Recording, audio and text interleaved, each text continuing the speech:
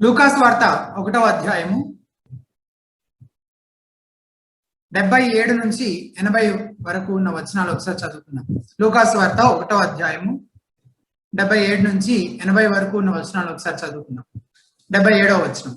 మరియు ఓ శిశువా, నీవు సర్వోన్నతుని ప్రవక్త అనబడుదువు. మన దేవుని మహావాత్సల్యమును బట్టి వారి పాపములను క్షమించుట వలన తన ప్రజలకు రక్షణ జ్ఞానము ఆయన అనుగ్రహించినట్లు ఆయన మార్గములను సిద్ధపరచుటకై నీవు ప్రభువునకు ముందుగా నడుతువు. మన పాదములను సమాధాన మార్గములోనికి నడిపించినట్లు చీకటిలోను మరణ ఛాయలోను కూర్చుండు వారికి వెలుగిచ్చుటకై ఆ మహావాత్సల్యమును బట్టి పైనుండి ఆయన మనకు అరుణోదయ దర్శనం అనుగ్రహించారు. 80వ వచనం. శిశువు ఎదిగి ఆత్మయందు బలము పొంది ఇజ్రాయేలునకు ప్రత్యక్షమగు దినము వరకు అరణ్యములో నుండెను. చిన్న ప్రార్థన చేస్తుంది. మహోన్నత ప్రేమల తండ్రి, దయగల ప్రభువా, ఈ సమయంలో ప్రభువా మీరు మాతో మాట్లాడుతూ రావాల్సిందిగా మీ లేఖనాల్లో నుంచి మీరు తండ్రి మాకు అవసరమైన విషయాలను మాకు బోధించవలసిందిగా, నేర్పించవలసిందిగా ప్రార్థన చేస్తున్నాం. మీ మాటలు అంగీకరించినట్లు మా హృదయాలను సిద్ధపరచమని, మీ పరిశుద్ధాత్మ కార్యమును మా మధ్య జరిగించమని, మాకు సహాయం చేస్తారమ్మని మమ్మల్ని అందరినీ మీ దయగల హస్తాలకు అప్పగించుకుంటూ యేసునామములో స్తుతించి ప్రార్థించి వేడుకుంటున్నాము తండ్రి, ఆమేన్. దేవుడు చేసిన నిబంధనలన్నింటిలో కొత్త నిబంధన చాలా ప్రత్యేకమైనది. మన రక్షణకు సంబంధించిన నిబంధనలు మొత్తం ఎన్ని ఉన్నాయని చూసాము. మొత్తం ఎన్నున్నాయి? 3. ఏంటేంటివి అవి? అబ్రహాము నిబంధన, దావీదు నిబంధన, క్రొత్త నిబంధన. అబ్రహాము నిబంధన, దావీదు నిబంధన, క్రొత్త నిబంధన. ఈ 3 నిబంధనలు మన రక్షణకు సంబంధించినవి. ఇంకొక 3 ఉన్నాయి ప్రాముఖ్యమైనవి. అవి మన రక్షణకు సంబంధించినవి కాదు. అవేంటివి? నోవాహుతో దేవుడు చేసిన నిబంధన, యాజక ధర్మాన్ని గురించి దేవుడు చేసిన నిబంధన, ఆ తర్వాత మోషేతో దేవుడు చేసిన నిబంధన. అవి 3 మన రక్షణకు సంబంధించినవి కావు. అబ్రహాముతో దావీదుతో చేసిన నిబంధన అలాగే కొత్త నిబంధన, ఇవి 3 మన రక్షణకు సంబంధించినవి. అబ్రహాము మరియు దావీదు నిబంధన యొక్క ఆశీర్వాదాలు మనం పొందుకోకుండా మనకు అడ్డుగా ఒకటి ఉంది. అందులో కొన్ని ఆశీర్వాదాలు ఉన్నాయి కదా, నిబంధనలో కొన్ని ఆశీర్వాదాలు చెప్పబడ్డాయి. ఆ ఆశీర్వాదాలు మనం పొందుకోకుండా మధ్యలో ఒకటి అడ్డుగా ఉందండి. మనం అంటే మనం కాదు, మనుషులు ఎవరూ పొందుకోకుండా మధ్యలో ఒకటి అడ్డుగా ఉందంట. ఏంటి అడ్డుగానున్నది అంటే మన పాపము. పాపం అనేది ఆ వాగ్దానంలోని ఆశీర్వాదాలు మనం పొందుకోకుండా, స్వతంత్రించుకోకుండా, మనం వాటిని అనుభవించలేకుండా పాపం అనేది అడ్డుగా ఉంది. అయితే అబ్రహాము దావీదు నిబంధనలో వాగ్దానాలు పొందుకోవాలంటే రక్షణ ఉండాలి, మనం రక్షించబడిన వాళ్ళం అయి ఉండాలి. ఆ రక్షణను పొందుకోవడం గురించి ఆ 2 నిబంధనలు ఏమీ చెప్పడం లేదు. జాగ్రత్తగా ఆలోచన చేయండి. దావీదు నిబంధన, అబ్రహాము నిబంధన రక్షణ పొందుకోవడానికి ఏం చేయాలో చెప్పట్లేదు. పొందుకున్న తర్వాత వచ్చే ఆశీర్వాదాల మరి పొందుకోవడం గురించి ఎక్కడుంది అంటే కొత్త నిబంధనలో ఉంది. సో ఆ కొత్త నిబంధన మనం అర్థం చేసుకొని దాని ద్వారా మనం రక్షణ పొందితే అప్పుడు మనము ఆ ముందున్న దావీదు నిబంధన, అబ్రహాము నిబంధనలోని ఆశీర్వాదాలు మనకు వర్తిస్తాయి, మనం పొందుకుంటాం. అంటే అందులో ఆశీర్వాదాలే ఉన్నాయి కానీ రక్షణ పొందడానికి లేదా అవసరమైన విషయాలు అందులో లేవన్నమాట. రక్షణ తర్వాత వచ్చే ఆశీర్వాదాల గురించి ఆ నిబంధనలో జ్ఞాపకం చేయబడ్డాయి. మరి రక్షణ గురించి ఎందులో చెప్పబడిందంటే క్రొత్త నిబంధనలో చెప్పబడింది. హెబ్రీ గ్రంథకర్త హెబ్రీలోకి రాసిన పత్రిక 8వ అధ్యాయము 7 నుంచి 13 వచనాల్లో ఇలా చెప్తున్నాడు. హెబ్రీలోకి రాసిన పత్రిక 8వ అధ్యాయము 7 నుంచి 13 వచనాల వరకు. ఏలైనగా ఆ మొదటి నిబంధన లోపము లేనిదైతే రెండవ దానికి అవకాశం ఉండనేరదు. మొదటి దాంట్లోనే అన్ని చెప్పేసి అన్ని దాంట్లోనే ఉన్నాయనుకోండి, ఇంకా రెండో దాని అవసరం ఉండదు కదా. కానీ ఇక్కడ మొదటి ఇవ్వబడిన నిబంధనలు అన్ని ఉన్నాయా? లేవు.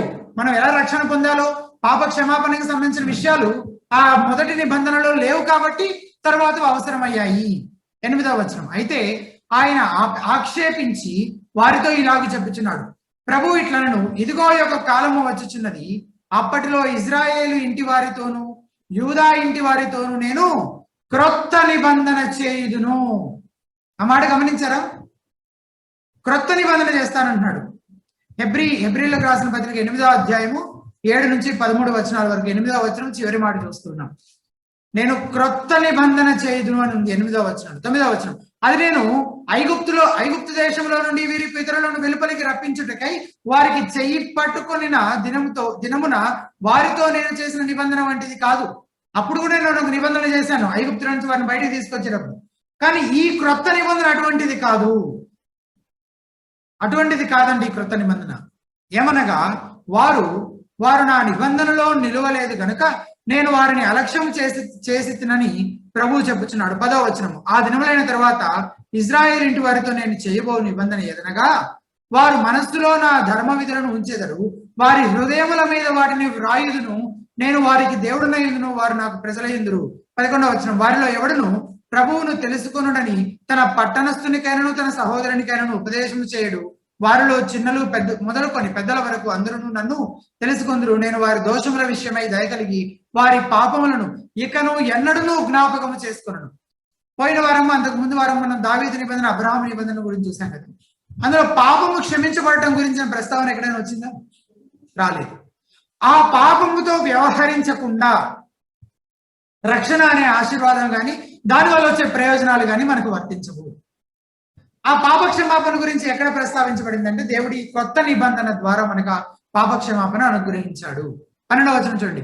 నేను వారి దోషముల విషయమై దయ కలిగి వారి పాపములను ఇకను ఎన్నడూను జ్ఞాపకము చేసుకున్నానని ప్రభువు సెలవిచ్చుచున్నాడు. 13వ వచనం. ఆయన క్రొత్త నిబంధన అని చెప్పడి చేత మొదటిది పాతదిగా చేసి ఉన్నాడు, ఏది పాతగిలి ఉడిగిపోవునో అది అదృశ్యం ఒకటికి సిద్ధముగానున్నది. అందరము పాపులమే అని వాక్యం సెలవిస్తుంది. రోమీయులకు రాసిన పత్రిక 3:23లో మనం ఆ మాట చదువుతాం. అందరము పాపులమే.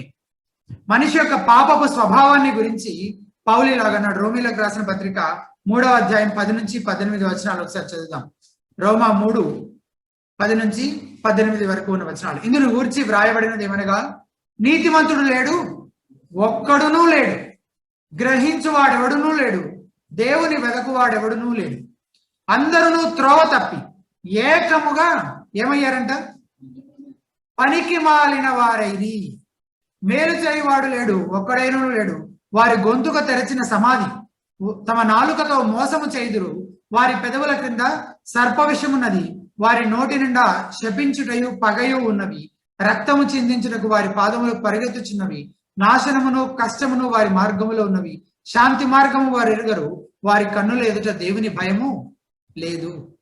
వారి కన్నుల ఎదుట దేవుని భయం లేదంట. అంటే మనిషి యొక్క పాప స్థితిని గురించి పౌలు చెప్తున్న మాటలు. కాబట్టి మనం అందరము పాపులమే. దావీదు అబ్రహాము నిబంధనలోని వాగ్దానాలే గాని, మోషే ధర్మశాస్త్రం యొక్క కట్టడలే గాని, శాపాలే గాని మనిషి పాపం చేయించడానికి సహకరించలేదు. అబ్రహాము నిబంధనలో, దావీదు నిబంధనలో కొన్ని ఆశీర్వాదాలు ఉన్నాయి కదా. అవి ఎప్పుడు నెరవేరుతాయని చూస్తాం మనము? 1000 ఏళ్ల పరిపాలనలో నెరవేరుతాయి. యేసు ప్రభువు రాకడ తర్వాత 1000 ఏళ్ల పరిపాలనలో అవి నెరవేరుతాయి సంపూర్ణంగా. వాటి యొక్క నెరవేర్పు ఇప్పుడు తాత్కాలికంగా టెంపరీగా స్టార్ట్ అయినప్పటికీ సంపూర్ణంగా ఎప్పుడు నెరవేరుతాయి? 1000 ఏళ్ల పరిపాలనలో నెరవేరుతాయి.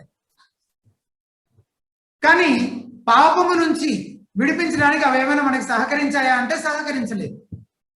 అలాగే ధర్మశాస్త్రం ఇవ్వబడింది ఇజ్రాయెల్ ప్రజలకు, దానిలో కట్టడలు ఉన్నాయి. అంటే ఈ ధర్మశాస్త్రాన్ని, ఈ నియమాలను మీరితే ఈ శిక్షలు విధించబడతాయి అని శిక్షలు చెప్పబడ్డాయి, అవలంబించబడ్డాయి కూడా. అయినా ఇజ్రాయెల్ ప్రజలు కంప్లీట్ గా దేవునికి విధేయత చూపించారా? సంపూర్ణంగా రక్షణ పొందారా? పొందలేదు. అనేక మార్లు వారు మరలా పడిపోతూ వచ్చారు. దేవుడు వారిని శిక్షిస్తూ వచ్చాడు, మళ్ళీ వాళ్ళని విడిపిస్తూ వచ్చాడు.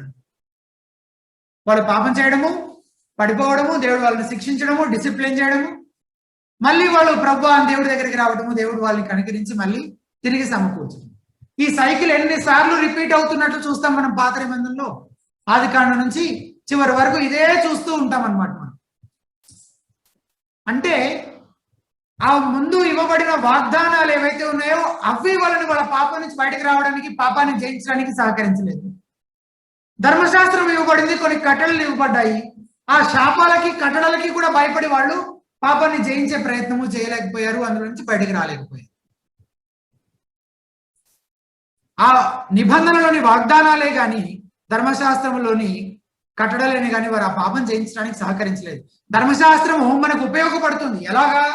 ఎలా ఉపయోగపడుతుంది? దేవునికి విధేయత చూపించే విషయంలో మన అసమర్థతను తెలియజేస్తుంది.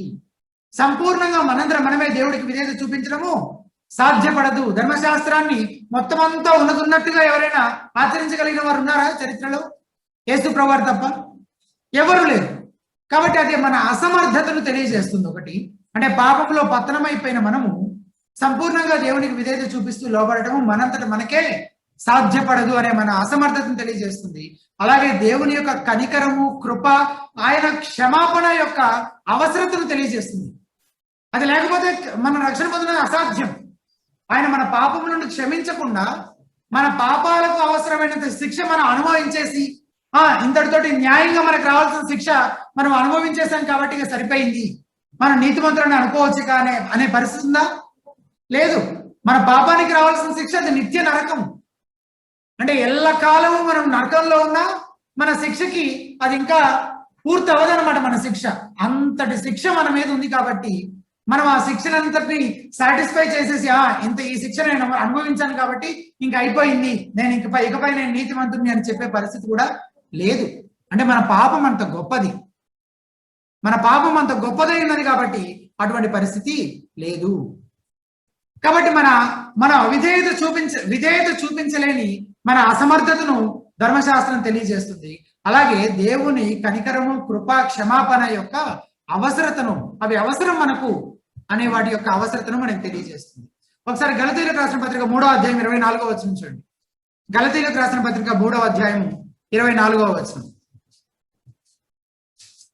కాబట్టి 3:24 కాబట్టి మనము విశ్వాసమూలముగా నీతిమంతులమని తీర్చబడినట్లు క్రీస్తునొద్దకు మనలను నడిపించుటకు ధర్మశాస్త్రము మనకు బాలశిక్షకుడాయను. ఇంగ్లీష్ లో చూస్తే ట్యూటర్, గైడ్ అని ఉంటుందన్నమాట. బాలశిక్షకుడు అంటారు.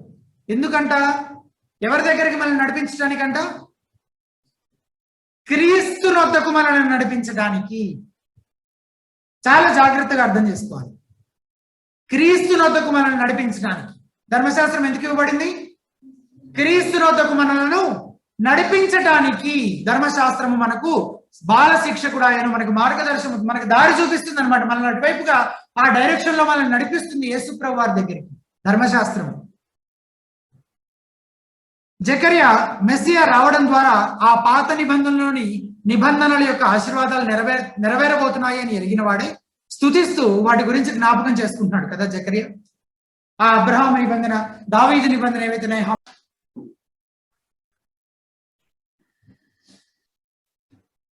జకర్యా ఆ రాబోతున్న మెస్సియా గురించి, మెస్సియా వస్తున్నాడు కాబట్టి ఆ నిబంధనలన్నీ నెరవేరబోతున్నాయి, వాటిలో ఉన్న ఆశీర్వాదాలన్నీ నెరవేరబోతున్నాయని దేవుణ్ణి స్తుతిస్తూ ఆ నిబంధనలన్నిటి గురించి జ్ఞాపకం చేసుకుంటూ ఉన్నాడు. అబ్రహాముతో దేవుడు చేసిన నిబంధనని, దావీదుతో దేవుడు చేసిన నిబంధనని, క్రొత్త నిబంధనని, ఇవన్నీ జ్ఞాపకం చేసుకుంటూ ఇప్పుడు క్రొత్త నిబంధన గురించి ప్రస్తావిస్తున్నాడు. గడిచిన 2 వారాలు మనం ఏం చూసాం? ముందు దావీదుతో చేసిన నిబంధనని జ్ఞాపకం చేస్తున్నాడని చూసాము. తర్వాత వారము అబ్రహాముతో చేసిన నిబంధనని జ్ఞాపకం చేస్తున్నాడని చూసాము. ఇప్పుడు ఆ క్రొత్త నిబంధన గురించి జ్ఞాపకం చేసుకుంటూ ఉన్నాడు. అయితే ఆ కొత్త నిబంధన గురించి ఇంకా జ్ఞాపకం చేసుకునే కంటే ముందు జకర్యా తనకు పుట్టిన కొడుకు, అసలు ఈవెంట్ అంతా ఎక్కడ జరుగుతుందో గుర్తుందా మీకు? ఎక్కడ జరుగుతుంది ఈ సందర్భం, ఈ సిచ్యువేషన్ అంతా? జకర్యాకి కొడుకు పుట్టాడు. 8వ రోజు సున్నతి చేయడానికి, పేరు పెట్టడానికి బంధువులందరూ వచ్చారు. వచ్చిన తర్వాత పేరేం పెట్టాలన్న ప్రస్తావన వచ్చింది. అతను యోహాను అని పలక మీద రాయడము, యోహాను అని రాసిన వెంటనే అతను నోరు తెరవబడి అతను దేవుణ్ణి స్తుతిస్తూ ఉన్నాడు అనమాట. గుర్తొచ్చిందా మీ అందరికి? అది రికలెక్ట్ చేసుకోగలుగుతున్నారా? సో ఆ సందర్భంలో పాడుతున్న పాట ఇది జకర్యా. ఇప్పుడు మనం అందులో 3వ భాగం చూస్తూ ఉన్నాం అనమాట. సో ఆ శిశువు గురించి, పుట్టిన బిడ్డ గురించి కూడా ఒక మాట చెప్తున్నాడు 77వ వచనంలో. 77వ వచనం ఒకసారి చూడండి. మరియు ఓ శిశువ, నీవు సర్వోన్నతుని ప్రవక్త వనబడుదువు అనే మాట చూస్తున్నాం. ఓ శిశువా, నీవు సర్వోన్నతుని ప్రవక్త వనబడుదువు. అప్పటి వరకు 400 సంవత్సరాల నుంచి, అంటే అప్పటికి యోహాను పుట్టిన టైంకి 400 సంవత్సరాల నుంచి ఏ ప్రవక్త దేవుని మాటల్ని పలకలేదు. అంటే మలాకీ తోటే లాస్ట్, ఇంకంతే. ఆ తర్వాత ప్రవక్తలు ఎవరు దేవుని ప్రత్యక్షం తీసుకొని ప్రజల దగ్గరకు రాలేదు, దేవుని మాటలను ప్రవచించలేదు. అంత టైం గ్యాప్ తర్వాత, 400 సంవత్సరాల టైం గ్యాప్ తర్వాత ఇప్పుడు యోహానే మొదటి ప్రవక్త అయి ఉంటాడు అనమాట, దేవుని మాటలను బోధించేవాడు. తర్వాత సర్వోన్నతుడు అని ఎవరి గురించి చెప్పబడింది అక్కడ? సర్వోన్నతుడిని ఎవరి గురించి చెప్పబడింది? నీవు సర్వోన్నతుని ప్రవక్త అనబడదు, ఆయన మార్గములను అంటే ఎవరి మార్గములు?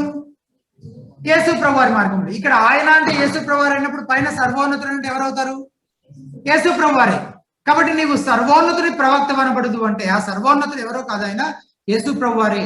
ఆయన తండ్రి అయిన దేవునితో అన్ని విధాల సర్వ సమానుడు. Is equal to God the Father. తండ్రి అయిన దేవునితో యేసు ప్రభు వారు కూడా సమానుడే. బాప్తిస్మం ఇచ్చి యోహాను ఆ యేసు ప్రభు వారి యొక్క ప్రవక్త అనేది చూస్తూ ఉన్నాం. తర్వాత అదే 78వ వచనంలో ఆయన మార్గములను సిద్ధపరచుటకై నీవు ప్రభువునకు ముందుగా నడుతువు. ఈ యోహాను ఏం చేస్తాడంటే ప్రవక్తగా ఉంటాడంట, సర్వోన్నతుని ప్రవక్తగా ఉంటాడంట. ఉండి ఆయన ఏం పరిచయం చేస్తాడు? 78వ వచనంలో చూసాం, ఆయన మార్గములను సిద్ధపరచుటకై నీవు ప్రభువుకు ముందుగా నడుతువు అని చూస్తున్నాం. ఇది వాస్తవానికి ప్రవచనం యొక్క నెరవేర్పు. మలాకి గ్రంథం 3వ అధ్యాయం 1వ వచనంలో మనం చూసాం. మలాకి 3:1 ఇదిగో నాకు ముందుగా మార్గము సిద్ధపరచుటకై నేను నా దూతను పంపుచున్నాను అని చదువుతాం. ముందుగా మార్గము సిద్ధపరచడానికి దూతను పంపుచున్నాను అనే ప్రవచనం యొక్క నెరవేర్పుగా ఇది జరుగుతుంది. బాప్తిస్మం ఇచ్చి యోహాను ప్రకటిస్తూ ఇలా అన్నాడు మత్తయి సువార్త 3వ అధ్యాయం 3వ వచనంలో, మత్తయి 3:3లో, ప్రభువు మార్గము సిద్ధపరచుడి, ఆయన త్రోవలు సరళం చేయుడని అరణ్యములో కేకవయ్యునకని శబ్దము అని ప్రవక్త అయిన యెషయా ద్వారా చెప్పబడిన వాడితరే. మలాకి గ్రంథంలో చూసాము ఒక ప్రవచనము, అలాగే యెషయా గ్రంథంలో కూడా ఒక ప్రవచనం చెప్పబడిందంట. ఆ చెప్పబడిన ప్రవచనం ఎవరి గురించో కాదు, ఈ బాప్తిస్మం ఇచ్చి యోహాను గురించి అని మత్తయి సువార్తలో చదువుతున్నాం ఇప్పుడు, మత్తయి 3:3లో. కాబట్టి బాప్తిస్మం ఇచ్చి యోహాను చేసే ఈ పరిచర్య అది ప్రవచనాల యొక్క నెరవేర్పుగా ఉంది. ఆయన ముందుగా మార్గము సిద్ధపరచువాడై ఉన్నాడు. కాబట్టి యోహాను అతని పరిచర్య యెషయా చెప్పిన ప్రవచనం యొక్క నెరవేర్పు కూడా అని చూస్తున్నాం. కాబట్టి యోహాను పని ఏంటంటే మెస్సియా యొక్క రాక కొరకు ప్రజలను సిద్ధపరచటం. అది బాప్తిస్మం ఇచ్చే యోహాను యొక్క పరిచర్య. అతను చేయవలసిన లేదా చేసిన పరిచర్య ఏంటి? రాబోతున్న మెస్సియా లేదా యేసు ప్రభువారు ఉన్నారు కదా, మెస్సియా అంటే రక్షకుడు అని అర్థం. అంతే. ఆయన ఎవరంటే యేసు ప్రభువారే. కాబట్టి మెస్సియా అంటే మీరు ఇంకా ఏదో అనుకోవద్దు, మెస్సియా అంటే రక్షకుడు, యేసు ప్రభువారు అని అర్థం. రాబోతున్న మెస్సియా కొరకు ఆయన వస్తున్నాడు కాబట్టి ఆయనకు ముందుగా ప్రజలను సిద్ధం చేయడము అనేది బాప్తిస్మం ఇచ్చే యోహాను యొక్క పరిచర్య. అది అతను చేయవలసిన పరిచర్య. అందులో భాగంగా లూకాసు వార్త 3వ అధ్యాయం 3వ వచనంలో, ఇప్పుడు మనం చూస్తున్న లూకాసు వార్త 3వ అధ్యాయం 3వ వచనంలో, అంతటా అతడు వచ్చి పాప క్షమాపణ నిమిత్తము మారు మనస్సు విషయమైన బాప్తిస్మము పొందవలనని యోర్దాను నది ప్రదేశం అంతటా ప్రకటించుచుండెను. అతని పని ఏంటి? ప్రకటించి ప్రజలను సిద్ధపరచాలి. ఆ పనే చేస్తున్నాడు. అయితే ఏం ప్రకటిస్తూ ఉన్నాడు? పాప క్షమాపణ నిమిత్తము మారు మనస్సు పొందండి, రిపెంట్. పాప క్షమాపణ పొందాలంటే మీరు ఏం చేయాలి? మారు మనస్సు పొందాలి అని ప్రకటిస్తూ ఉన్నాడు. అస్సలు రాజీ పడకుండా అతను ప్రకటించిన సత్యం ఏంటంటే మత్తయి సువార్త 3వ అధ్యాయం 2వ వచనంలో చూస్తాం, పరలోక రాజ్యము సమీపించినది, మారు మనస్సు పొందుడి. The kingdom is at hand, repent అని అంటుంది. మారు మనస్సు పొందుడి, పరలోక రాజ్యము సమీపించి ఉన్నది అని ప్రకటిస్తున్నాడు. అయితే యోహాను ప్రకటించిన విషయాలు ఏవైతే ఉన్నాయో ఇవి యూదుల ఆలోచనలు చాలా భిన్నంగా ఉన్నాయి. ఎందుకు? యూదుల ఆలోచన ఎట్లా ఉంది? మెస్సియా ఎందుకు వస్తాడు, ఏం చేస్తాడని యూదులు అనుకుంటున్నారు? రాజ్యం స్థాపించడానికి వస్తాడు, రోమా సామ్రాజ్యం యొక్క బానిసత్వం నుంచి విడిపిస్తాడు, అందుకు వాళ్ళు మెస్సియా రాక కొరకు ఎదురు చూస్తున్నారు కదా. ఇక్కడ యోహాను ఏం ప్రకటిస్తున్నాడు? పాపక్షమాపణ గురించి, మారు మనస్సు గురించి ప్రకటిస్తున్నాడు. ఎందుకు? ఎందుకంటే ఆ వాగ్దానాలు ఏవైతే చేయబడ్డాయో అవి వాటి ఆశీర్వాదాలు పొందుకోవాలంటే ముందు రక్షణ పొందాలి. రక్షణ పొందడం అంటే పాప క్షమాపణ, ముందు పాపాలు క్షమించబడాలి. ఆ పాపం అనేది అడ్డుగా ఉంది అని చూస్తూ ఉన్నాం మనము. ఆ పాపము క్షమించబడిందే, రక్షణ పొందనిదే, ఆ నిబంధనల్లోని ఆశీర్వాదాలు వీళ్ళు పొందుకోవడానికి అవకాశం లేదు. కాబట్టి పాప క్షమాపణ అవసరము. అందుకని మీరు మారు మనసు పొందండి, పాప క్షమాపణ పొందుకోండి అని చెప్పి ప్రకటిస్తూ ఉన్నాడు అనమాట బాప్తిస్మం ఇచ్చి యోహాను. రాజు చేయాలనుకుంటున్నా వీళ్ళు ఏదైతే ఆలోచనలో ఉన్నారో ఆయన వచ్చి రాజ్యాన్ని స్థాపిస్తాడు అని, ఆ ఆలోచనలో ఉన్నారనే దానికి ఒక ఆధారం కూడా ఉంది మనకి బైబిల్లో, స్పష్టమైన ఆధారం. యోహాను సువార్తలో మనం చూస్తే 6వ అధ్యాయం 14-15 వచనాలు యేసు ప్రభువారు చేస్తున్న కార్యాలన్నీ చూసి 6:14-15లో 14వ వచనం మనం చూస్తే ఆ మనుషులు యేసు చేసిన సూచక్రియను చూసి నిజముగా ఈ లోకమునకు రాబో ప్రవక్త ఈయనే అని చెప్పుకొనిది. 15వ వచనం చూడండి.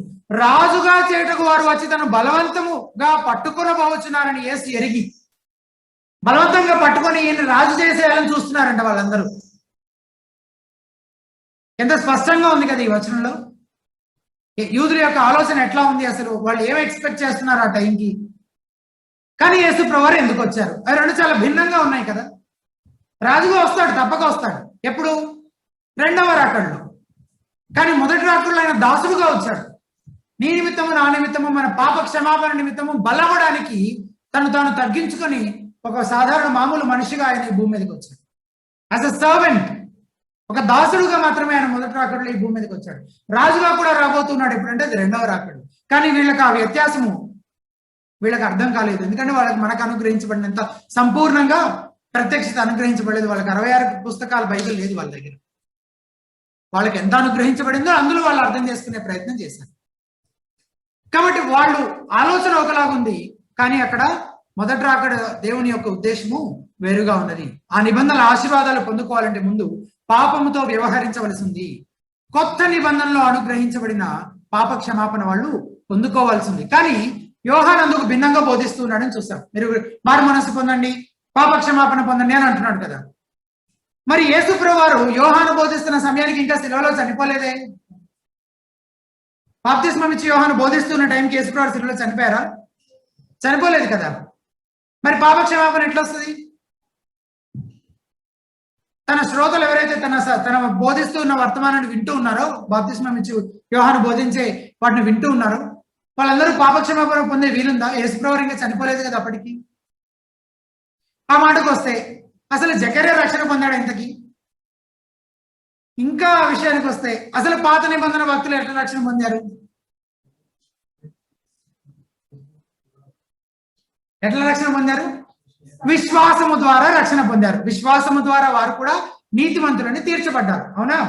దేవుని యొక్క అనంత ప్రణాళికలో, అనాదికాల ప్రణాళికలో యేసు ప్రభువారు శిలువలో చనిపోయింది 2000 సంవత్సరాల క్రితమేనైనప్పటికీ ఆయన శిలువ కార్యమునందు ఎవరైతే విశ్వాసం ఉంచుతారో వారందరికీ ఆయన ద్వారా అనుగ్రహించబడే రక్షణ వర్తించబడింది. వాళ్ళందరికీ ఇవ్వబడింది అనమాట రక్షణ. కొందరు ముందుకు చూసి విశ్వాసం ఉంచుతున్నారు, కొందరు వెనక్కి చూసి విశ్వాసం ఉంచుతున్నారు. అవునా? పాత నిబంధన భక్తులందరూ ముందుకు చూస్తున్నారు, రాబోతున్న మెస్సియాని చూస్తున్నారు, ఆయన చేయబోయే బలియాగాన్ని చూస్తున్నారు. దాని యందు విశ్వాసం ఉంచడం ద్వారా వారి విశ్వాసం బట్టి నీతిమంతులుగా తీర్చబడుతున్నారు. ఇప్పుడు అయిపోయింది, 2000 సంవత్సరాలు అయిపోయింది. మనం ఇప్పుడు వెనక్కి చూస్తూ ఉన్నాం అనమాట. ఆ 2000 సంవత్సరాల క్రితం యేసు ప్రభువారు చేసిన ఆ శిలువయాగాన్ని మనం వెనక్కి చూసి మనము కూడా విశ్వాసం ఉంచడం ద్వారానే, లేకపోతే నువ్వు నేను రక్షణ పొందిన రోజు మళ్ళీ యేసు ప్రభువారు మనందరి కొరకు ఒక్కొక్కరి కొరకు ప్రత్యేకంగా చనిపోయారా? చనిపోలేదు కదా. ఆయన లక్షల సార్లు చనిపోవాల్సిన అవసరం లేదు. ఆయన ఒక్కసారి చేసిన బలియాగము మానవాళి సమస్తం యొక్క రక్షణ అంతటికీ సరిపోయింది. మనందరి రక్షణ కొరకు మొట్టమొదటి మనిషి నుంచి చివరిగా పుట్టబోయే మనిషి వరకు ఎవ్వరు ఆయన విశ్వాసం ఉంచినా ఆయన వారందరినీ రక్షించడానికి సమర్థుడు. ఆయన చేసిన బలియాగము వారి పాపములన్నిటికీ కప్పుడకు సామర్థ్యం కలిగినది. ఆయన చేసిన బలియాగము, ఆయన చేసిన బలి అర్పణ. కాబట్టి జకర్యా రక్షణ పొందాడు. బాప్తిస్మం ఇచ్చి యోహాను ప్రకటిస్తున్నప్పుడు కూడా ఎవరైతే రాబోతున్న మెస్సియాని విశ్వాసం ఉంచుతారో వారు కూడా తప్పక రక్షణ పొందుతారు. ఆ క్రొత్త నిబంధన యొక్క వాగ్దానం ఏంటి అసలు? అది మనం జ్ఞాపకం చేసుకుందాం. ఈ పాప క్షమాపణ అనేది ఈ క్రొత్త నిబంధన ద్వారానే అనుగ్రహించబడింది. కాబట్టి అది అత్యంత కీలకమైనది, ప్రాముఖ్యమైనది అని అనుకుంటూ ఉన్నాం కదా. ఎందుకు ఆ కొత్త నిబంధనలో ఉన్న వాగ్దానం ఏంటి అంటే 77వ వచనం చూడండి. వారి పాపములను క్షమించుట వలన, మధ్యలో చూస్తున్నాం ఆ మాట, వారి పాపములను క్షమించుట వలన తన ప్రజలకు రక్షణ జ్ఞానం ఆయన అనుగ్రహించినట్లు. పాపములను క్షమించడం అనేది కొత్త నిబంధన. క్రొత్త నిబంధన దేని గురించి అంటే పాప క్షమాపణ గురించే.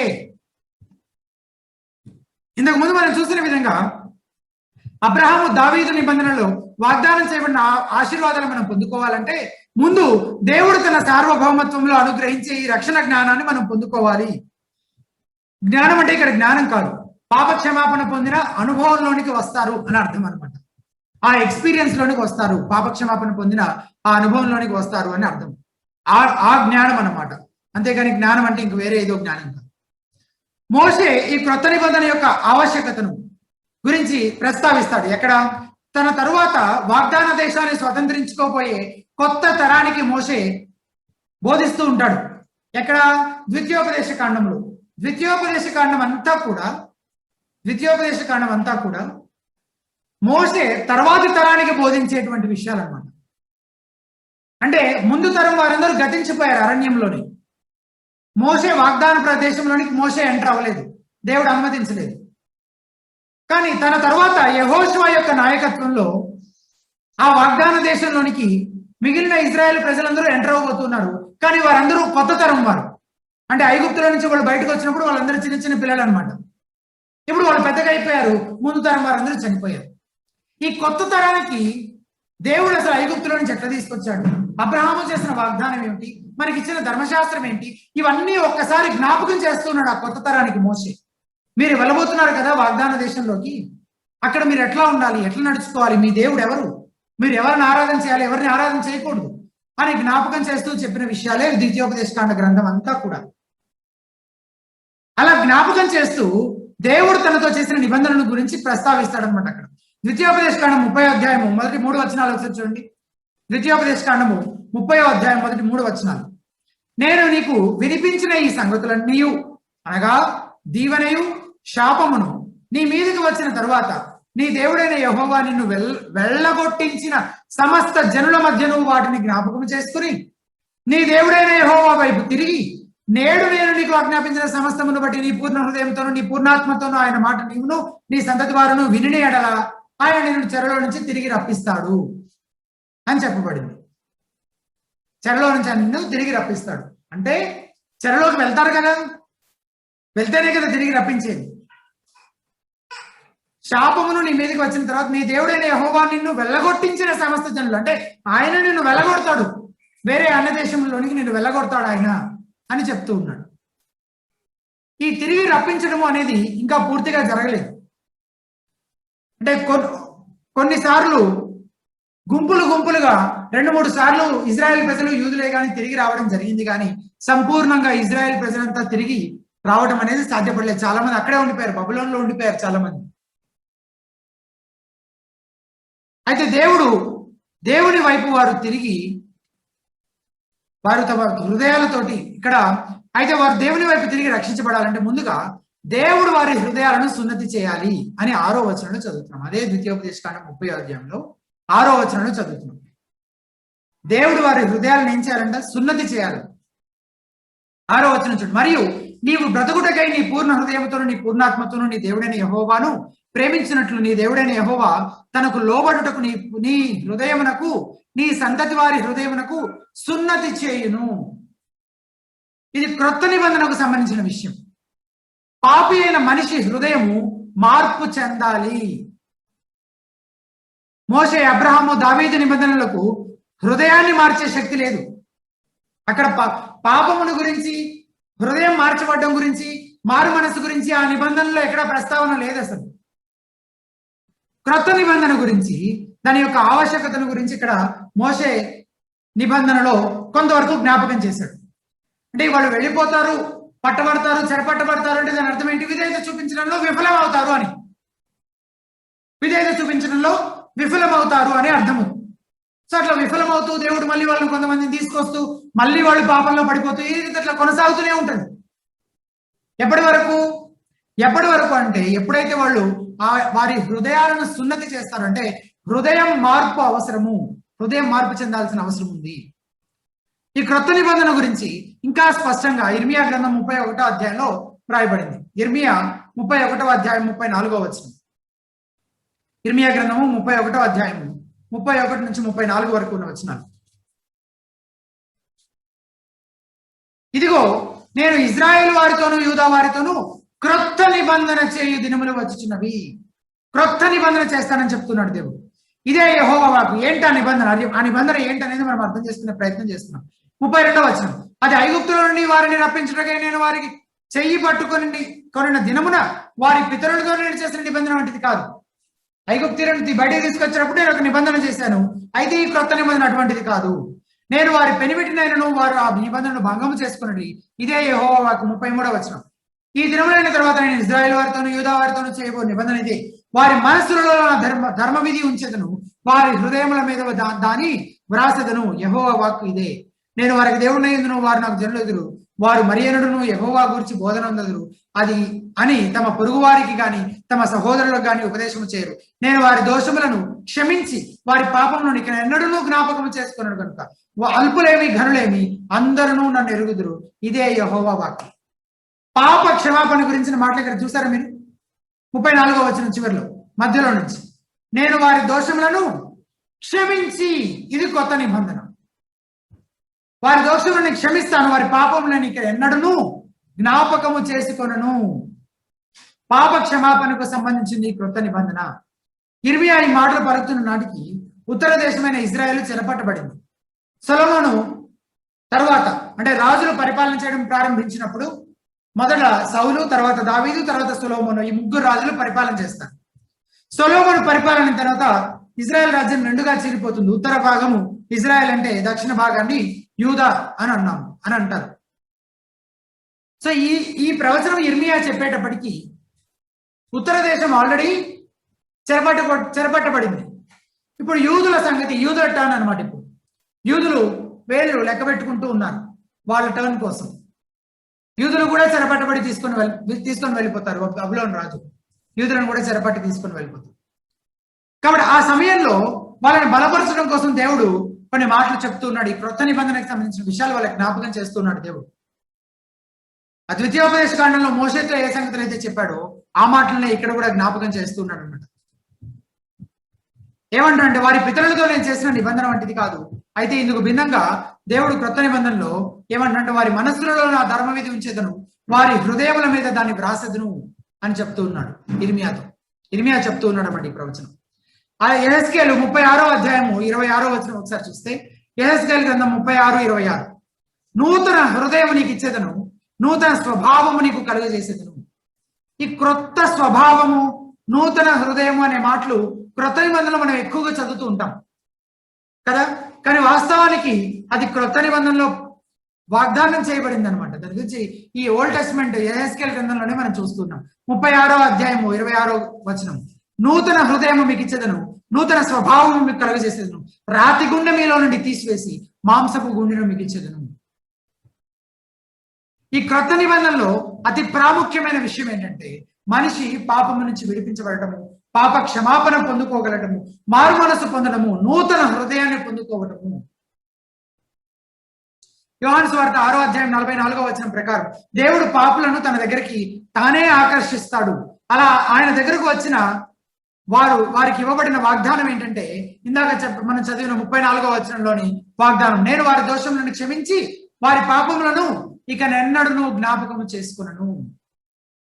అలాగే యెహెజ్కేలు గ్రంథం 36వ అధ్యాయం 25వ వచనం చూస్తే, మీ అపవిత్రత యావత్తు పోవునట్లు నేను మీ మీద శుద్ధ జలము చల్లుదును, మీ విగ్రహముల వలన నీకు కలిగిన అపవిత్రత అంతయు తీసివేసేదను. అంత మాత్రమే కాదు, వారికి పరిశుద్ధాత్మ కూడా అనుగ్రహించబడుతుంది అని చెప్పబడింది. అదే యెహెజ్కేలు గ్రంథం 36వ అధ్యాయంలోని 25వ వచనం ఇప్పుడు చదివాం. 27వ వచనం చదివితే, నా ఆత్మ మీ యందుంచి నా కట్టడలను అనుసరించి వారిని గాను నా విధులను గైకొను వారి గారును మిమ్మును చేసేదను. నా ఆత్మను మీ యందుంచి, పరిశుద్ధాత్మ అనుగ్రహించబడుతుంది అని చెప్పబడుతుంది. కాబట్టి క్రొత్త నిబంధన ఇతర నిబంధనలో అనుగ్రహించలేని వాటిని క్రొత్త నిబంధన మనకు అనుగ్రహిస్తుంది. ఏంటవి? ఇప్పుడు దాకా మనం చూసిన రిఫరెన్సెస్ అన్నింటిలో ఈ క్రొత్త నిబంధన మాత్రమే మనకు అనుగ్రహిస్తున్న విషయాలు మనం చూస్తూ వచ్చాం. ఏంటంటే అవి నూతన హృదయము, మన హృదయం సున్నతి చేయబడిన హృదయము సున్నతి చేయబడాలి అని చదివాం మనం. నూతన హృదయం మనకు అనుగ్రహించబడుతుంది ఈ క్రొత్త నిబంధన ద్వారా. ఆ తర్వాత దేవుడికి విధేయత చూపించగలిగే శక్తి, సామర్థ్యము మనకు అనుగ్రహించబడుతుంది. ఆ తర్వాత పరిశుద్ధాత్మ మనకు అనుగ్రహించబడతాడు. పాప క్షమాపణ మనకు అనుగ్రహించబడుతుంది. కాబట్టి క్రొత్త నిబంధన ఇతర నిబంధన అనుగ్రహించలేని వీటన్నిటిని మనకి అనుగ్రహిస్తుంది. ధర్మశాస్త్రము లేదా మోషే నిబంధన మనను శిక్షకు గురి చేస్తుంది. ధర్మశాస్త్రం దగ్గరికి మనం వెళ్ళామనుకో, మనల్ని తీర్పు తీర్చే ధర్మశాస్త్రము మనం శిక్షకి గురి చేస్తుంది అనమాట. మనం పాపమని తీర్మానిస్తుంది. కానీ ఈ క్రొత్త నిబంధన ద్వారా ఆ శిక్ష నుంచి మనము తప్పించబడ్డాము. రోమీయులకు రాసిన పత్రిక 8వ అధ్యాయం మొదటి 4 వచనాలు ఒకసారి చూడండి. రోమీయులకు రాసిన పత్రిక 8వ అధ్యాయము మొదటి 4 వచనాలు. కాబట్టి ఇప్పుడు క్రీస్తు యేసునందున్న వారికి ఏ శిక్షా విధియు లేదు. ఆ పాపం వల్ల మనకి మీదకి రావాల్సిన శిక్ష నుంచి మనం అందరం ఏం చేయబడ్డాము? తప్పించబడ్డాము. 2వ వచనం, క్రీస్తు యేసునందు జీవమునిచ్చు ఆత్మ యొక్క నియమమును పాప మరణముల నియమం నుండి నన్ను విడిపించెను. ఈ పాప మరణముల నియమము ధర్మశాస్త్రము. దాని నుంచి మనం ఏం చేయబడ్డాము? విడిపించబడ్డాము. ఎట్లనగా ధర్మశాస్త్రము దేనిని చేయజాలకపోయేను దానిని దేవుడు చేశాను. ఎట్లా చేశాడు దేవుడు?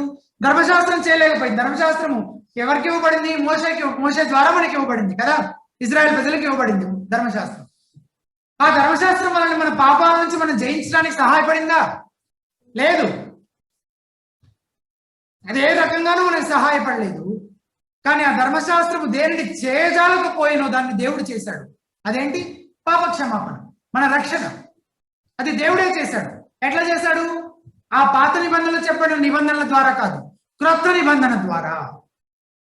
3వ వచనం, శరీరం అనుసరింపక ఆత్మను అనుసరించి నడుచుకున్న మన యందు ధర్మశాస్త్ర సంబంధమైన నీతి నెరవేర్చబడవలనని పాప పరిహారము నిమిత్తం దేవుడు తన సొంత కుమారుని పాప శరీరాకారంతో పంపి ఆయన శరీరమందు పాపమునకు శిక్ష విధించెను. మనకు రావాల్సిన శిక్ష యేసు ప్రభువు తన మీద వేసుకోవడం ద్వారా మనకు పాప క్షమాపణ అనుగ్రహించబడింది. అది కొత్త నిబంధన. మనకు క్షమాపణ అనుగ్రహించడము అది క్రొత్త నిబంధన. ఈ క్రొత్త నిబంధన అది వ్యక్తిగతమైనది. వ్యక్తిగతంగా పాపులకు క్రీస్తునందు విశ్వాసం ఉంచడం ద్వారా రక్షణ అనుగ్రహించబడుతుంది. ఎవరు రక్షణ పొందినా ఈ క్రొత్త నిబంధన అనుగుణంగానే రక్షణ పొందాలి. ముందు చెప్పుకున్న విధంగా అబ్రహాము దావీదు నిబంధనలోని ఆశీర్వాదాలు మనం పొందుకోవాలంటే ఈ క్రొత్త నిబంధన ద్వారా పాప క్షమాపణ పొందుకోవటం అత్యంత కీలకము. అయితే ఈ క్రొత్త నిబంధనలో ఇజ్రాయెల్ జనాంగానికి ఇవ్వబడిన వాగ్దానాలు కూడా కొన్ని ఉన్నాయి. అవి తప్పక నెరవేరుతాయి. అందులో ఎటువంటి అనుమానము లేదు. ఈ క్రొత్త నిబంధన ఎవరు అనుగ్రహించారు? ఇప్పటి వరకు మనం ఏం చూస్తూ వచ్చాము? క్రొత్త నిబంధనలోని వాగ్దానం గురించి చూస్తూ వచ్చాము. ఆ వాగ్దానం ఏంటి అంటే పాప క్షమాపణ, నూతన హృదయాన్ని పొందుకోవటము, మారు మనస్సు పొందటము. అయితేనే మనం రక్షణ పొందుతాము. ఆ అబ్రహాము దావీదు నిబంధనలోని వాగ్దానాలు మనకు కూడా వర్తిస్తాయి. మనం కూడా వాటిని పొందుకోగలము. ఆ అడ్డుగానున్న పాపము తీసివేయబడాలి. అది దానితో వ్యవహరించాలి. అది కేవలం కొత్త నిబంధన ద్వారానే సాధ్యపడుతుంది అని చూస్తూ వచ్చాం. ఇప్పుడు ఆ క్రొత్త నిబంధన మనకి ఎవరు అనుగ్రహించారు? 77వ వచనం మధ్యలో నుంచి చదువుతున్నాను. మన దేవుని మహావాత్సల్యమును బట్టి. ఆ నిబంధన మనకి ఎట్లా అనుగ్రహించబడింది? ఎవరు అనుగ్రహించారు? దేవుడే. ఎందుకంటే ఆయన మహావాత్సల్యము గలవాడు కాబట్టి. పాపులైనటువంటి వారి మీద కనికరించేలా ఆయన ఆయనను కదిలించి ఆయన యొక్క మహావాత్సల్యం కలిగిన హృదయం. వాగ్దానం ఏంటో చూసాము. ఆ వాగ్దానం ఎవరిస్తున్నారు అంటే అది దేవుడు ఇస్తూ ఉన్నాడు అనేది జ్ఞాపకం చేస్తాము. ఎందుకు ఇస్తున్నాడు అంటే ఆయన మహావాత్సల్యం కలిగిన వాడు. మన దేవుడు ఎటువంటి వాడంట? మహావాత్సల్యము కలిగిన వాడు అని చూస్తున్నాం. ఆయన యొక్క కనికరము గురించి. వాత్సల్యం అంటే కనికరం, జాలి, మర్సీ అని అంటారు. వాత్సల్యము అని అంటారు. ఆ వాత్సల్యం గురించి లేఖనాలు ఏం చెప్తున్నాయో నేను క్విక్ గా చదువుతాను. కొన్ని రిఫరెన్సెస్ చదివి వినిపిస్తాను మీకు వీలైతే చూడండి, లేదా విన్నా సరిపోతుంది. రిఫరెన్సెస్ నోట్ చేసుకుంటూ. అయితే వినడం ప్రాముఖ్యం అన్నిటికంటే ముఖ్యంగా. కీర్తన 86వ కీర్తన 15వ వచనంలో, ప్రభువా నీవు దయాదాక్షిణ్యములు గల దేవుడవు, దీర్ఘశాంతుడవు, కృపా సత్యములతో నిండిన వాడవు. దయాదాక్షిణ్యములు కలిగిన వాడవు ప్రభువా నీవు అంటాడు కీర్తనకారుడు. యెషయా గ్రంథం 63వ అధ్యాయం 9వ వచనంలో, వారి యావత్ బాధలో ఆయన బాధ నొందెను, ఆయన సన్నిధి దూత వారిని రక్షించెను, ప్రేమ చేత తాలిమి చేతను వారిని విమోచించెను. తాలిమి అంటే కనికరము. ఆయన తాలిమి కలిగిన వాడు, కనికరము కలిగిన వాడు. దేవుడు అణచివేయబడిన ఇజ్రాయేల్ ప్రజలతో ఇలా అంటున్నాడు. ఇర్మియా గ్రంథం 33వ అధ్యాయము 26వ వచనంలో, నిశ్చయముగా నేను వారి ఎడల జాలిపడి చెరలో నుండి వారిని రప్పించేదను. నేను జాలి పడతాను అంటున్నాడు దేవుడు. ఆయన దయాదాక్షిణ్యములు గలవాడు అని చూసాము. మహావాత్సల్యము కలిగిన వాడు అని చూస్తూ ఉన్నాం. మరియు దేవుని యొక్క కనికరమును బట్టి మరియా ఆనందిస్తూ ఈ మాటలు చెప్తుంది. ఇదే లూకాసు వార్త 1వ అధ్యాయం 50వ వచనంలో, ఆయనకు భయపడు వారి మీద ఆయన కనికరము తరతరములు ఉండను. ఆయన కనికరము వారి మీద ఉంటుందంట. ఆయన కనికర పూర్ణుడు అని చూస్తూ ఉన్నాము. అలాగే 54వ వచనంలో అబ్రహామునకును అతని సంతానమునకును యుగాంతము వరకు తన కనికరము చూపి జ్ఞాపకము చేసుకుందని మన పితరులతో సెలవిచ్చినట్టు కనికరము చూపిస్తాను నిరంతరము అని చెప్తూ ఉన్నాడు. ఈ స్తుతిపాటి యొక్క ప్రారంభంలో జకర్యా ఇజ్రాయెల్ పట్ల దేవుడు ఎలా కనికరించాడో జ్ఞాపకం చేస్తాడు. 73వ వచనం. 73వ వచనం చూస్తే ఆయన మన పితరులను కరుణించుటకు తన పరిశుద్ధ నిబంధనను అనుగ్రహించెను. ఎఫెసీయులకు రాసిన పత్రిక 2వ అధ్యాయం 4వ వచనంలో ఆయనను దేవుడు కరుణా సంపన్నుడై, ఆయన కరుణలో సంపన్నుడు అని ఇక్కడ జ్ఞాపకం చేయబడింది. అలాగే 1 తిమోతి 1వ అధ్యాయం 13, 16 వచనాల్లో పౌలు రక్షణ పొందినట్లు నేను కనికరించబడితే నేను మాట చదువుతాం. 13వ వచనం చివరిలో ఉంటుంది, 16వ వచనం చివరిలో ఉంటుంది. ఆయన రక్షణ పొందడానికి దేవుని యొక్క కనికరమే కారణం అన్నట్లుగా పౌలు 2 సార్లు ఆ మాట జ్ఞాపకం చేస్తాడు. నేను కనికరించబడితిని అని. తీతుకు రాసిన పత్రిక 3వ అధ్యాయం 5వ వచనంలో మనము నీతిని అనుసరించి చేసిన క్రియల మూలముగా కాక, మన క్రియల మూలముగా కాక తన కనికరము చొప్పుననే పునర్జన్మ సంబంధమైన స్నానము ద్వారాను పరిశుద్ధాత్మ మనకు నూతన స్వభావము కలుగజేయడం ద్వారాను మనలను రక్షించెను. మన క్రియలను బట్టి కాక ఆయన కనికరము చొప్పుననే మనం రక్షణ పొందాము. ఈ కొత్త నిబంధన నుండి పాపక్షమాపణ రక్షణ అది ఆయనే అనుగ్రహించాడు అని చూసాము. ఎందుకు అనంటే ఆయన కనికర పూర్ణుడు కాబట్టి, ఆయన మహావాత్సల్యము కలిగిన వాడు కాబట్టి, ఆయన కృపా సత్య సంపూర్ణుడు కాబట్టి, దయా దాక్షిణ్య పూర్ణుడు కాబట్టి. ధర్మశాస్త్రము మనల్ని శిక్షకు గురి చేసింది అని అనుకున్నాం కదా ఇందాక. వాస్తవానికి ధర్మశాస్త్రం చెడ్డది కాదు, ధర్మశాస్త్రం మంచిదే. రోమీయులకు రాసిన పత్రిక 7వ అధ్యాయం 12వ వచనంలో కాబట్టి ధర్మశాస్త్రము పరిశుద్ధమైనది అని చూస్తున్నాం. ధర్మశాస్త్రం పరిశుద్ధమైనది.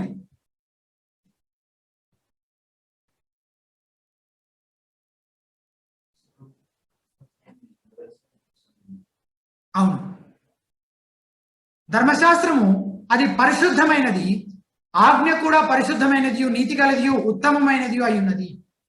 అంటే ధర్మశాస్త్రము దేవుని యొక్క నీతి స్వభావాన్ని ప్రతిబింబిస్తూ ఉంది. ధర్మశాస్త్రం దేవుడు ఆ ధర్మశాస్త్రం యొక్క నియమాలను కట్టడాలను అనుసరించి ధర్మశాస్త్రాన్ని ఉల్లంఘించినందుకు గాను మనందరినీ నిత్య శిక్షకు గురి చేసి ఆయన న్యాయాన్ని జరిగించడం ద్వారా కూడా ఆయన మహిమ పొందగలడు. దేవుడు మనల్ని కనికరిని చూపించాలని అనుకోలేదు అనుకోండి, అప్పుడు ఏమవుతుంది? మనం అందరం ఆయన తీర్పు కిందకు వస్తాం కదా, నిత్య శిక్షకు పాత్రలం అవుతాం, మనం నరకానికి పాత్రలం అయిపోతాం. కానీ ఆ ధర్మశాస్త్రాన్ని ఆయన నియమించిన కట్టడలను ఆయన పాటించి మనల్ని తీర్పు తీరిస్తే, కానీ ఆయన కృపాసత్య సంపూర్ణుడు కనుక, ఆయన కనికరము కలిగిన దేవుడు కనుక ఆయన ఏం చేశాడు? ఆయన అలా చేయకుండా దేవుడు నిరాశతో ఉన్న నిస్సహాయులైన పాపులపై కరుణించి పాప క్షమాపణ మనకు వాగ్దానం చేసే ఈ క్రొత్త నిబంధనను స్థాపించాడు, ఈ క్రొత్త నిబంధనను మనకు అనుగ్రహించాడు. ఇప్పుడు దాకా మనం చూసిన విషయాలు 2 విషయాలు చూస్తాము. ఒకటి, ఆ క్రొత్త నిబంధనను వాగ్దానం ఏంటి, దేని గురించి అనేది చూసాము. ఆ తర్వాత ఆ వాగ్దానం ఎవరు అనుగ్రహించారంటే దేవుడే అనుగ్రహించాడని చూసాము. ఆ నిబంధన, క్రొత్త నిబంధన ఎందుకు అనుగ్రహించాడంటే మనం అలా నశించి నరకానికి వెళ్ళిపోవడం ఆయనకి ఇష్టం లేదు కనుక, ఆయన కృపాసత్య సంపూర్ణుడు, దయా దాక్షిణ్యములు కలిగిన వాడు, కరుణించే హృదయం కలిగిన వాడు కనుక ఆయన యొక్క మహావాత్సల్యమును కొట్టి, మహా అంటే గొప్ప వాత్సల్యం అంటే ఆయన పాపమైనటువంటి మనము అలా నశించిపోవడం ఆయనకి ఇష్టం లేదు కనుక ఆయన యొక్క ఆ నేచర్ని బట్టి, ఆయన స్వభావాన్ని బట్టి దయాదాక్షిణ్య పూర్ణుడు కనుక మనల్ని రక్షించడానికి కొత్త నిబంధనను అనుగ్రహించాడు. ఈ క్రొత్త నిబంధనలు వచ్చే ఆశీర్వాదాలు ఏంటో చూసుకొని మనం ముగించుకున్నాం.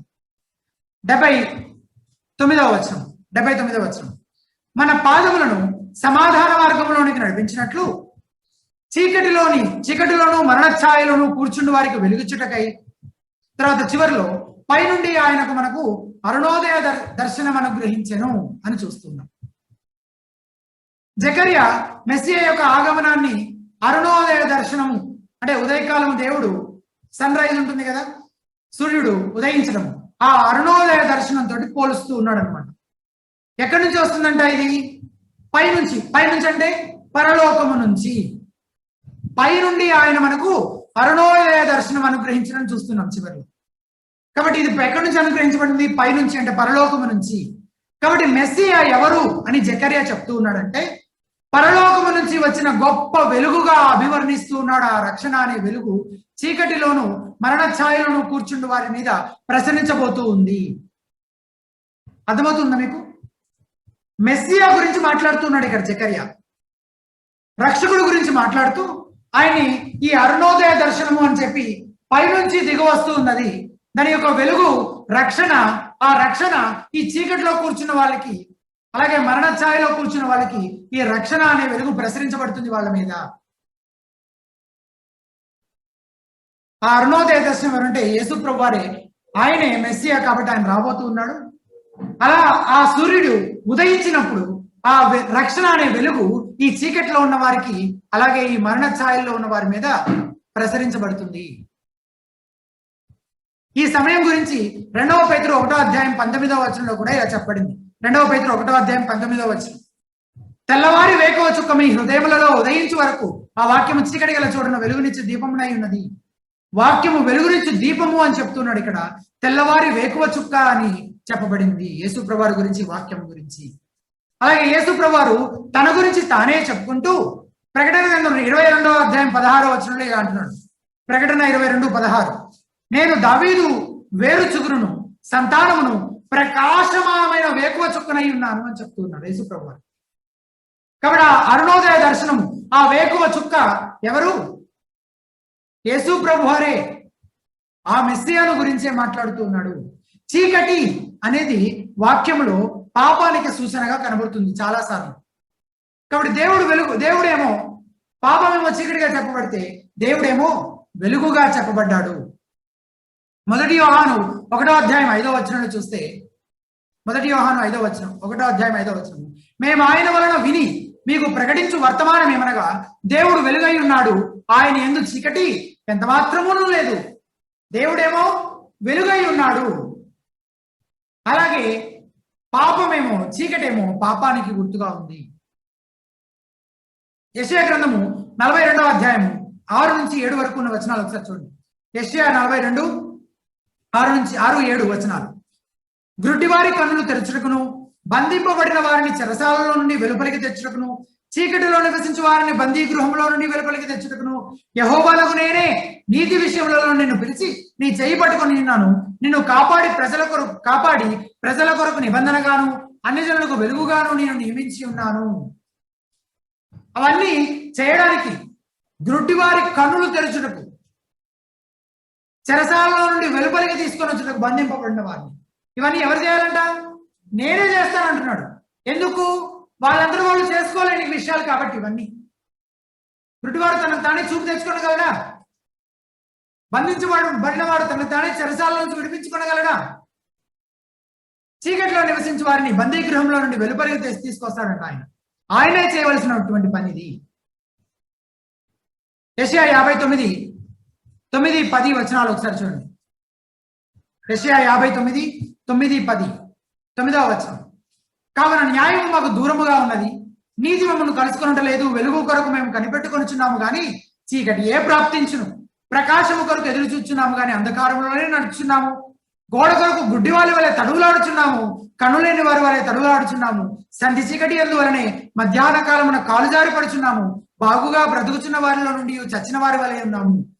అంటే ఇది మన యొక్క స్థితిని గురించి జ్ఞాపకం చేస్తుంది. మనం ఎటువంటి స్థితిలో ఉన్నాము అనేది, ఉండిన వారం ఇదివరకు మనం ఎటువంటి స్థితిలో ఉన్నాము అనేది జ్ఞాపకం చేస్తుంది. చచ్చిన వారి వలె ఉన్నామంట. మనం చచ్చిన వారి వలె ఉన్నాము. అలాగే మానవుల యొక్క ఈ అంధకారంలో నుంచి బయటకు రావడానికి ఎటువంటి పరిష్కారము లేదు. అదే అధ్యాయం 16వ వచనం ఒకసారి చూడండి. సంరక్షకుడు లేకపోవుట ఆయన చూచెను, దేవుడు చూచెను, మధ్యవర్తి లేకుండా చూచి ఆశ్చర్యపడను. కాబట్టి ఆయన బాహువు ఆయనకు సహాయం చేసెను, ఆయన నీతియే ఆయనకు ఆధారమాయను. సంరక్షకుడు లేడు, మధ్యవర్తియు లేడు. మన స్థితి ఏమో చచ్చిన స్థితి. సంరక్షకుడు లేడు, మధ్యవర్తి లేడు.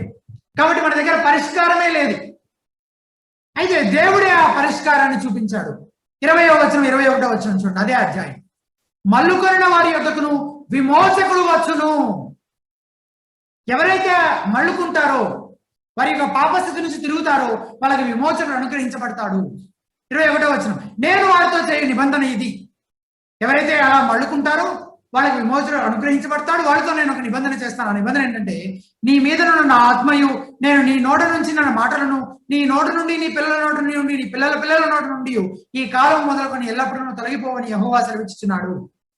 ఈ రక్షణ అనే వెలుగు 1000 ఏళ్ల పరిపాలనలోనూ నిత్యత్వం వరకు కూడా ప్రకాశిస్తూ ఉంటుంది తను ఎన్నుకున్న ప్రజల పైన. మెస్సియా తన ప్రజల కొరకు వెలుగుగా ఉన్నాడు అని చూస్తూ వచ్చాం ఇప్పటి వరకు. ఆయన తన యొక్క వెలుగును, రక్షణ అనేటువంటి వెలుగు మన మీద ప్రసరిస్తూ ఆ పాపాంధకారంలో నుంచి మనల్ని విడిపించాడు అనేది ఒక ఆశీర్వాదం అయితే, రెండవది మెస్సియా తన ప్రజలకు సమాధానం ఇచ్చాడు. 79వ వచనం, మన పాదములను సమాధాన మార్గంలోనికి నడిపించినట్లు అని చూస్తున్నాడు 79వ వచనం కదా. మొదటిది మన రక్షణ, మనం మన పాపం నుంచి విడిపించబడి ఆ అంధకారంలో నుంచి, ఆ చీకటిలో నుంచి మనము వెలుపలికి తీసుకొని వచ్చాడు. ఆ బందీ గృహంలో నుంచి మనల్ని విడిపించాడు, ఆ దాస్యత్వంలో నుంచి మనల్ని విడిపించాడు. అది మొదటి ఆశీర్వాదము. రెండవది సమాధాన మార్గంలో నుంచి లోనికి మనల్ని నడిపిస్తూ ఉన్నాడని చూస్తున్నాం. క్రొత్త నిబంధనలో సమాధానము లేదా శాంతి అనేది కూడా క్రొత్త నిబంధనలోని భాగమే. రోమీయులకు రాసిన పత్రిక 3వ అధ్యాయము 17వ వచనంలో మనం చూస్తే, రోమా 3:17లో శాంతి మార్గము వారు ఎరుగరు అనే మాట చూస్తూ ఉన్నాం. శాంతి మార్గము వారు ఎరుగరంట. అంటే మనం ఎరగము. ఒకప్పుడు మనము ఈ మార్గము మనం ఎరుగనటువంటి వారమే కదా మనం కూడాను. యెషయా 54:10 చూస్తే, పర్వతములు తొలగిపోయినను మెట్టలు తత్తరిల్లినను నా కృప నిన్ను విడిచిపోదు, సమాధాన విషయమైన నా నిబంధన తొలగిపోదు అని నీ యందు జాలిపడి యెహోవా సెలవిచ్చున్నాడు. సమాధాన విషయమైన నిబంధన తొలగిపోదు అని చెప్తున్నాడు. అలాగే యోహాను సువార్త 14వ అధ్యాయము 27వ వచనం, యోహాను 14:27, శాంతి మీకు అనుగ్రహించి వెళ్ళుచున్నాను, నా శాంతినే మీకు అనుగ్రహించుతున్నాను, లోకమిచ్చినట్టుగా నేను మీకు అనుగ్రహించలేదు, మీ హృదయమును కలవరపడనీయకుడి, వెరవనీయకుడి. శాంతిని మనకు అనుగ్రహించాడు ఆయన. ఈ క్రొత్త నిబంధన ద్వారా మనకు శాంతి అని సమాధానం అనుగ్రహించబడింది. సమాధానం రక్షణతోటే ప్రారంభమవుతుంది అని రోమీయులకు రాసిన పత్రిక 5వ అధ్యాయం 1వ వచనంలో మనం చూస్తాం. రోమా 5:1, కాబట్టి విశ్వాస మూలమున మనము నీతిమంతులుగా తీర్చబడి మన ప్రభు అయిన యేసుక్రీస్తు ద్వారా దేవునితో సమాధానము కలిగి ఉన్నాము. ఎలాగంట? విశ్వాస మూలమున నీతిమంతులుగా తీర్చబడి అప్పుడు మనము సమాధానం పొందుకుంటామంట. సో ముందు రక్షణ, తర్వాత సమాధానము, దేవునితో సమాధానము. ఈ 2 ఆశీర్వాదాలు ఈ క్రొత్త నిబంధన ద్వారా మనకు అనుగ్రహించబడ్డాయి. దేవుని యొక్క రాజ్యాన్ని గురించి చెప్తూ దేవుని రాజ్యము భోజనమునకును పానమునకు కాదు కానీ నీతియు సమాధానమును పరిశుద్ధాత్మయందలి ఆనందమునై ఉన్నది అని చెప్పబడింది. సమాధానము అనేది ఆత్మఫలములలో కూడా ఒకటిగా ఉంది. గలతీయులకు రాసిన పత్రిక 5వ అధ్యాయం 22వ వచనంలో ఆత్మఫలముల గురించి చెప్పబడింది. అందులో సమాధానము కూడా ఒకటి అని మనం చదువుతాం. చివరిగా ఫిలిప్పీయులకు రాసిన పత్రిక 4వ అధ్యాయం 7వ వచనంలో, అప్పుడు సమాధాన జ్ఞానమును మించి సమస్త జ్ఞానమును మించిన దేవుని సమాధానము యేసుక్రీస్తు వలన మీ హృదయములకును మీ తలంపులకును కావలి ఉండును అని చూస్తున్నాం. ఫిలిప్పీ 4:7లో సమస్త జ్ఞానమునకు మించిన దేవుని సమాధానం. కాబట్టి ఈ ఆశీర్వాదాలు మనకు అనుగ్రహించబడతాయి క్రొత్త నిబంధన ద్వారా. మీకు అర్థమైందని అనుకుంటున్నాను. ముందు మనము క్రొత్త నిబంధన యొక్క వాగ్దానం ఏంటో చూసాము. ఆ వాగ్దానం ఏంటి? పాపక్షమాపణ, నూతన హృదయం, మారు మనస్సు. ఇది ఆ క్రొత్త నిబంధనలో చేయబడిన వాగ్దానం. ఆ వాగ్దానం ఒకవేళ లేకపోతే ఏం జరుగుతుందంటే ఆ ముందు చేయబడిన నిబంధనల యొక్క ఆశీర్వాదాలు మనం పొందుకోలేకుండా ఆ పాపం అడ్డుగా ఉంటుంది మనకి. ఆ పాపము ధర్మశాస్త్రం ప్రకారము మనల్ని తీర్పులోనికి తీసుకువెళ్తుంది, నిత్య నరకానికి పాత్రలుగా చేస్తుంది. కాబట్టి ఆ పాపంతో వ్యవహరించాలి. దాని గురించిన ప్రస్తావన ఎక్కడ చేయబడిందంటే క్రొత్త నిబంధనలోనే చేయబడింది. ఆ క్రొత్త నిబంధన ద్వారా రక్షణ పొందిన వారికే అబ్రహాము దావీదు నిబంధనల యొక్క ఆశీర్వాదాలన్నీ వర్తిస్తాయి. ఆ వాగ్దానము, ఆ నిబంధన ఎవరు చేశారు? ఎవరు అనుగ్రహించారు? దేవుడే. ఎందుకు? ఆయన యొక్క మహావాత్సల్యమును బట్టి, కేవలం ఆయన కరుణను బట్టి, నీ క్రియలను బట్టి నా క్రియలను బట్టి కాదు, మన నీతి క్రియలను బట్టి కాక ఆయన కరికరమును బట్టే అని చూశాం. ఆయన దయాదాక్షిణ్య పూర్ణుడు కాబట్టి మనకు అనుగ్రహించాడు అని చూశాం. ఆ తర్వాత దానివల్ల వచ్చే ఆశీర్వాదాలలో మొదటిది మన రక్షణ అయితే, పాపం యొక్క దాస్యత్వం నుంచి కాడి నుంచి మనం విడిపించబడితే, రెండవది మనకు సమాధానం అనుగ్రహించబడింది. ఎన్నటికీ ఎవరు మన దగ్గర నుంచి దొంగిలించలేనటువంటి సమాధానం అన్నమాట. చివరిగా జకర్యా తన పాటను ముగిస్తూ మరోసారి యోహాను గురించి మాట్లాడుతూ ఉన్నాడు.